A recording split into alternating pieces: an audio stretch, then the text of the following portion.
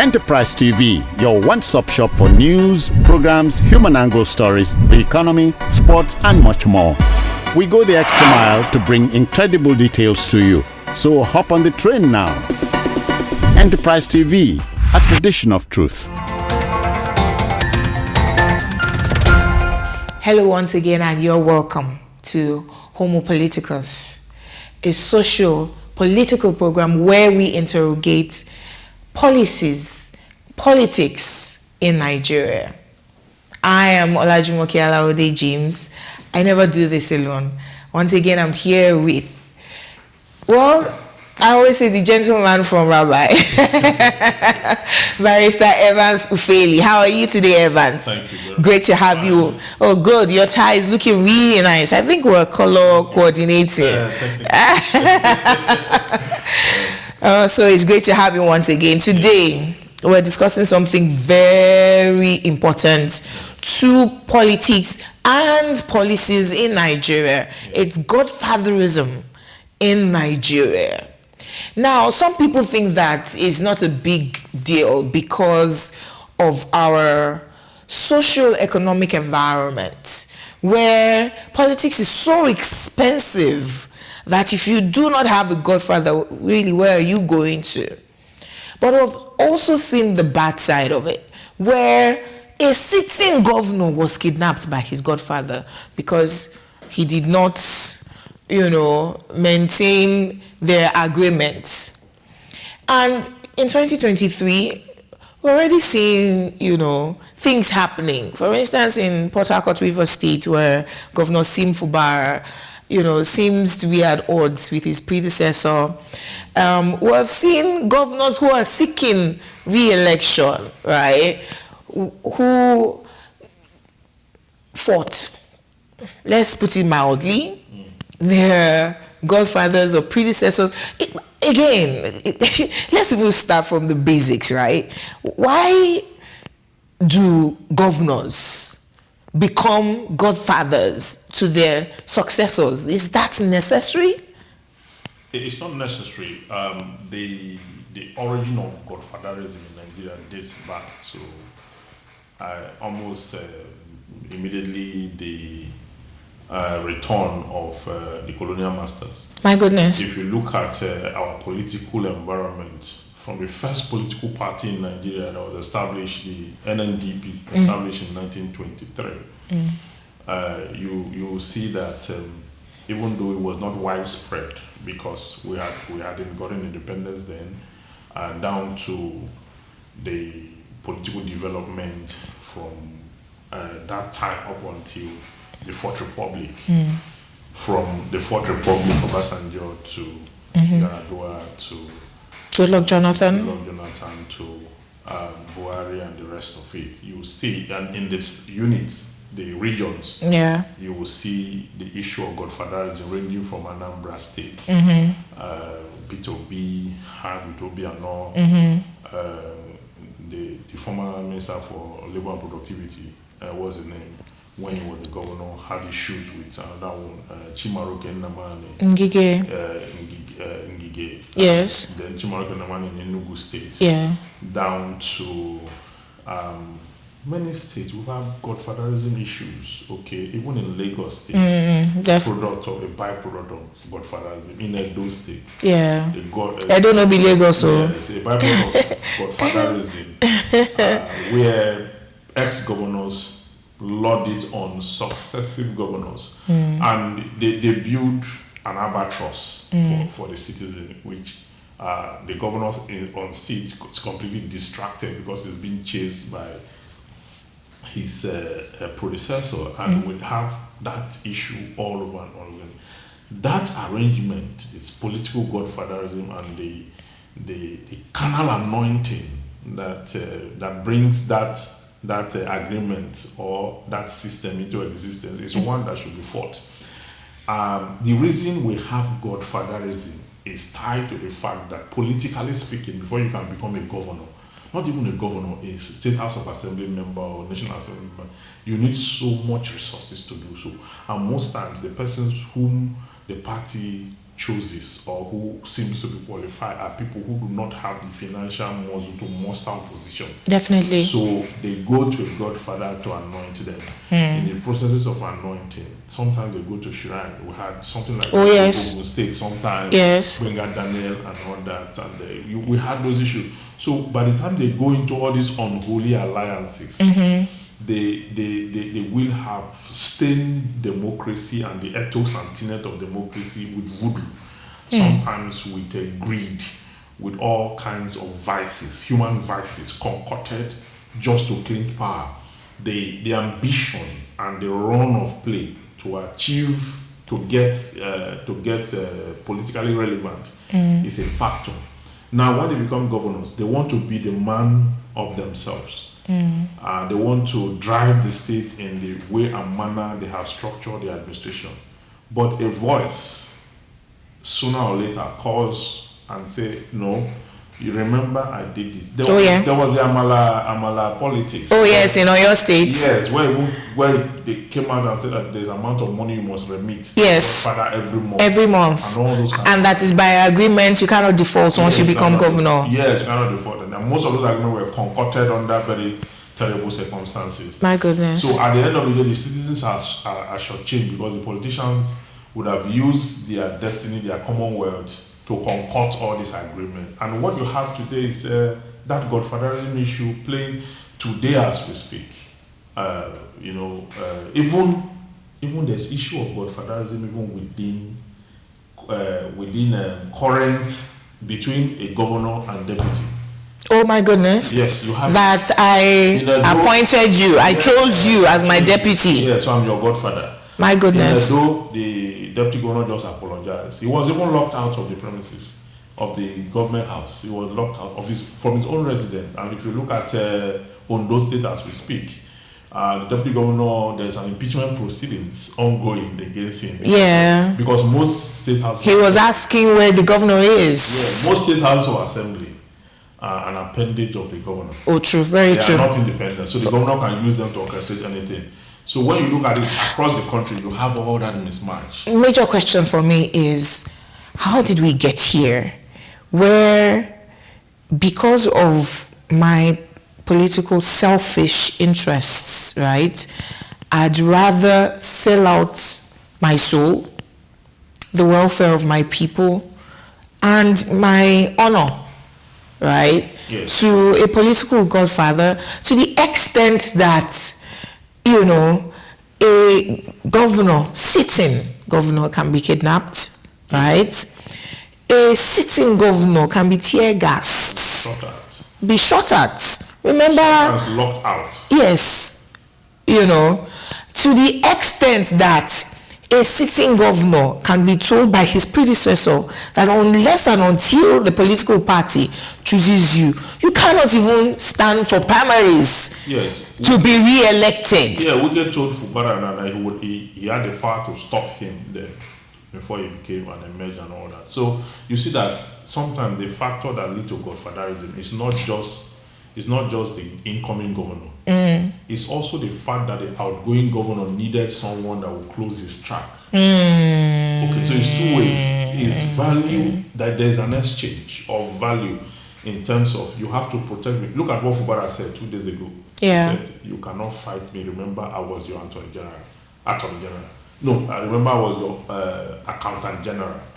You cannot fight me. But makes me remember another accountant general. Evans, let's take a break. When we come back, we'll continue the conversation. Don't go anywhere. Please stay with us. We'll be right back.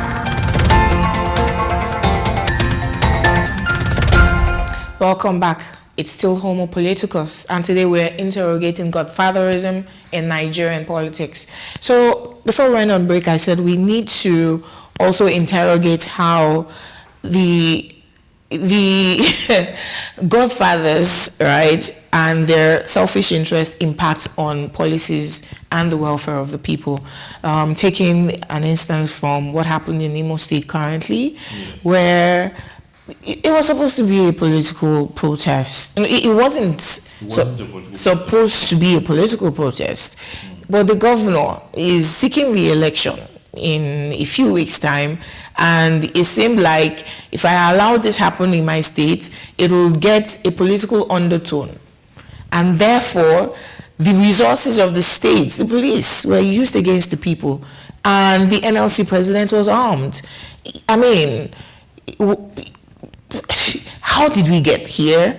And what must the government in power do differently?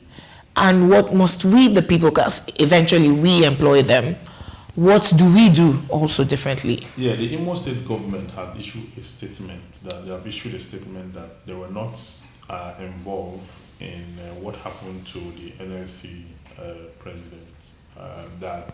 Was the order from above? That they are not privy to whatever has happened, that the people said they were going to protest, and all of a sudden it was the police whom were seen, who went there, arrested the president of the NLC and maltreated him and all that before he found himself in the hospital. My goodness. It is not clear, and it may not be outrightly given that there's no evidence that the governor ordered the police. Okay. So somebody gave that order. There is not, by law, it's not the governor that ordered policemen.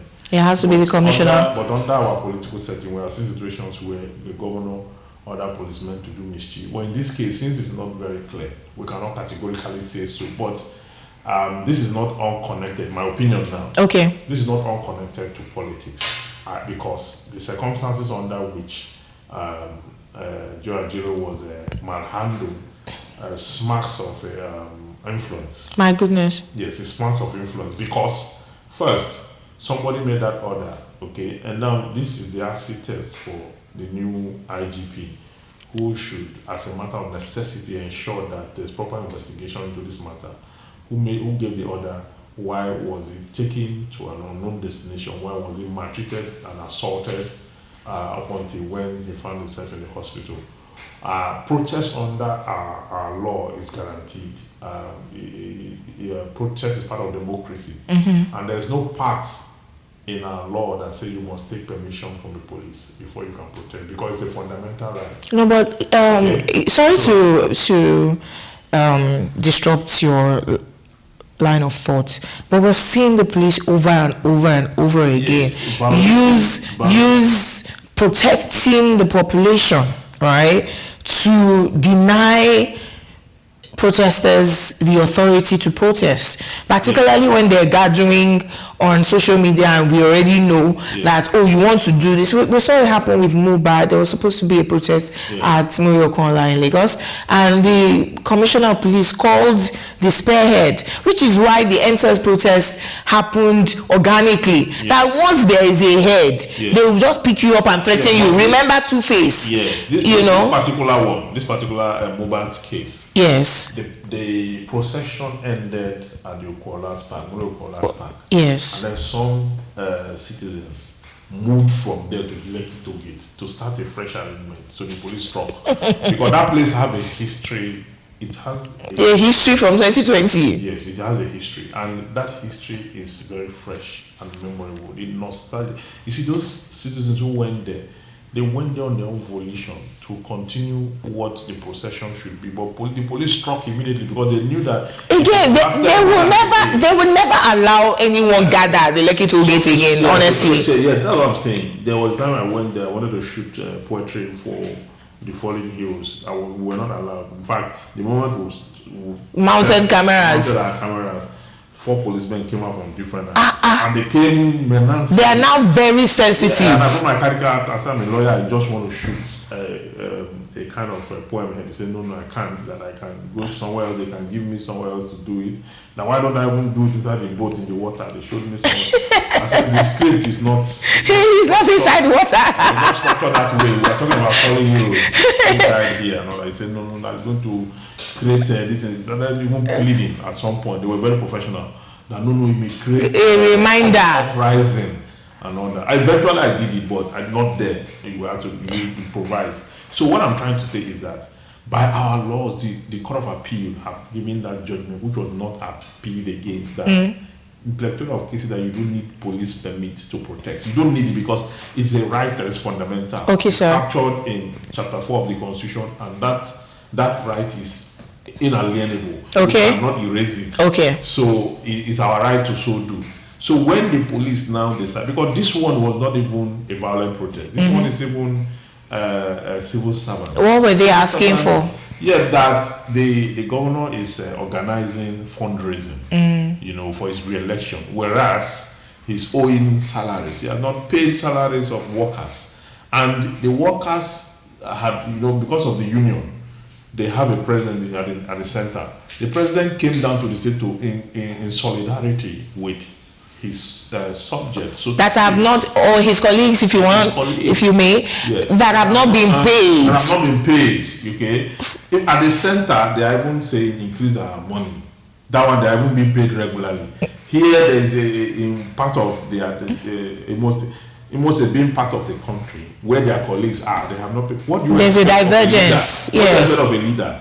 When Adams Oshomole was the NLC president, under Obasanjo, I know on several occasions he shut down the economy. True. He was never, in fact. But we, the people, have never trusted NLC since Oshomole. Yes, we've never trusted because we've had leaders, successive leaders that were not up and tight. True. Oshomole did. It was because of Oshomole that setting the 30,000 naira minimum wage we have today. Yes. In place. It was him and his cohorts then. And some other innovations that happened at that time. Obasanjo increased fuel price. And brought it back down. And brought it back down, increased and brought it back down. NLC was functional, very effective.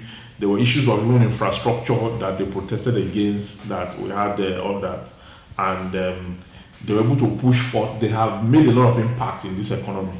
But there was no time when policemen held Oshomole and then arrested him or beat him. Or beat him up. Take him to an unknown destination and then later to the hospital. And never seen that. So you are alluding that there's a political undertone. I think so. The reason I think so is because in Imo State they're going to have election this November. Okay. Okay, and the governor is raising funds as against raising funds to pay salaries. You know, he's raising funds for his own re-election to campaign and re-elect himself, whereas he's owing. It's an insult, it's an affront on the people. The people felt that we need to invite the NLC chairman to come down and see what is going on under his administration. Okay, Evans, what's going to happen now? The NLC chairman has been beaten up. He's been hospitalized. Is the whoever, because the governor has denied knowing of this, yes. Whoever gave the order, are they going to go scot-free? Like no, that's why I said we have a new IGP. Yes. So this is the first axis test in his administration. He must get down to business to find out who made the order. Somebody ordered the police. Police don't just go places. True. If a policeman is a policeman is supposed to guard a gate here, and his job is to guard the gate, or 2-3 of them. If there's riot here, they won't go there. If there's a riot close by on the same street, they won't go there. It's not within the order given to them. You understand? I do. So these policemen who were mobilized against the NLC chairman or president, somebody gave that order. Or are we going to hear that they didn't know that the NLC chairman was there? They just assumed that these were Jumoke and Evans again protesting. Deliberately when they took him to and beat and did in the papers today, almost virtually all the papers had his picture on the front cover with swollen eyes, swollen jaw, and broken teeth. So it's not a good sign. It's a bad precedent now, because I'm afraid of that precedent. No, because if they can do that to the NLC chairman, yes. What happens to Jumoke?